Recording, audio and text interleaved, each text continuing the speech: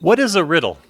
I have a series of videos on this idea of riddles and how they can be a powerful form of serious play and passing on cultural lessons and moral lessons and being tests of the wits and all sorts of other things. But what is a riddle? If you had to pause for a moment and just click pause on this video and jot down a definition, how would you define a riddle? Well, what I want to do in this video is I'm going to give you some terms or some ways that they were defined or described, riddles, by a few different scholars that I've come across that I think have some insight to share with us.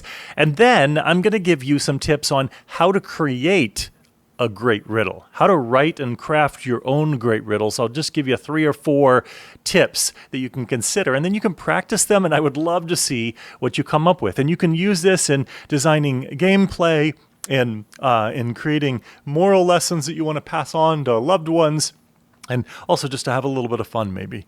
So here's first one, Archer Taylor. So this comes from like the 1940s, and he wrote a book called The Literary Riddle Before 1600. Yes, I've been collecting these different books and kind of scouring them and looking online for digital copies of pieces of them and looking in some of the journals so I can share with you some really interesting insights along the way. So here's how Archer Taylor wrote it. He said, "The essential feature of the riddle is that it describes one thing in terms that suggest something else." So riddles don't lie. They deceive, they're kind of tricky, but they're actually describing something, and you're using terms that maybe lead you to suspect that it might be something else. But everything, once you look at it really closely, everything written about it is true. It's precise. A good riddle points at something without naming it. It holds the listener in a kind of suspension until your recognition resolves everything. You get to this sort of epiphany or aha moment where everything kind of comes together. But that reward is not given quickly, usually. It usually requires you to have to ponder, to think, to mull it over, which is great for attention and for memory and using the tool of mystery to teach lessons and to draw an engagement, to draw someone into something a little bit more. So there's some folklorists from the 1970s, Roger Abrahams and Ellen Dundes, and they wrote that they described a riddle as having a structure with 3 elements. So the first one I jotted down here is that there's a surface description of something, and then there's a hidden referent. So you're referring to something, but again, in a kind of a hidden way.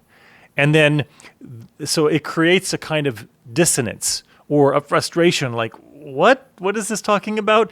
And then when you get the solve, when you get the solution, it creates a resolution of the dissonance.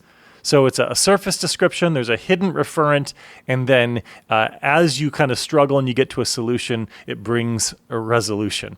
And then centuries earlier, if we go back to Aristotle in Poetics, he wrote that the essence of a riddle consists in presenting a fact in an impossible combination.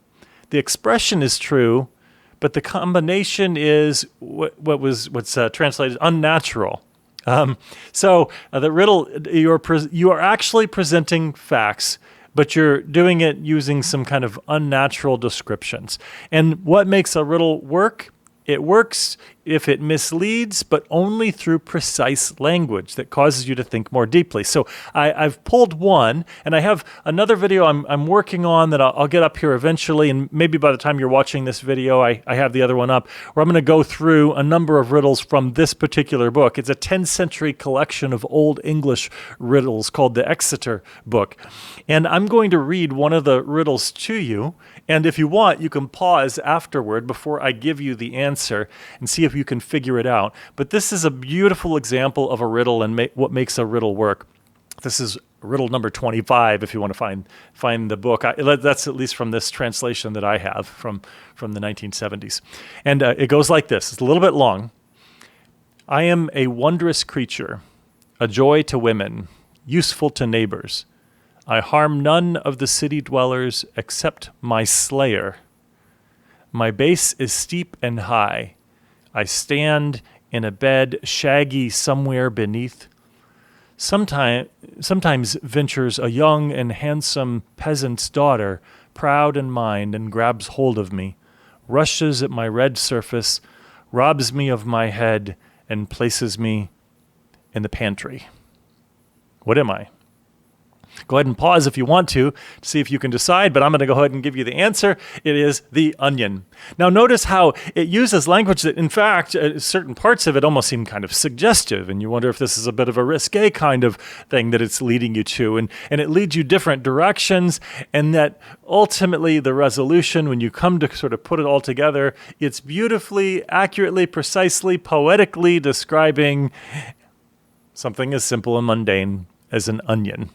And that's one that kind of craft and cultivate wisdom and clear thinking and careful thinking and looking at things from different angles. So how do you craft a good riddle? And I am working on growing in my skill as a riddle writer and riddle crafter as well. And I'm even playing around with doing it in the form of riddles within songs. And so I've jotted down 5 tips that I've gleaned from multiple sources on sort of what makes a great riddle. So it seems to me that these also would be good tools and guides for how to write a riddle. And I don't want you to use these in an overly prescriptive way. Don't treat them as sort of formal laws. You must obey each of these 5 laws. Use them as general guidelines. So the first, and I'm sure there are other kinds of riddles that maybe benefit from not using every one of these guidelines. The first one is choose a referent that resists easy naming. So choose something that's familiar but layered. You could pick something like a spoon or a candle or ice or a ball or a chair, or you could pick something that's very concrete, very familiar, but it can be described in some interesting kinds of ways. And then the second step is describe it by what it does, not by how it looks. And if you look in the Exeter book that I mentioned from the 10th century, these old English riddles, you'll notice that, and the one even with the onion, is that part of the reason why it is kind of deceptive is it focuses upon the actions rather than just the descriptions.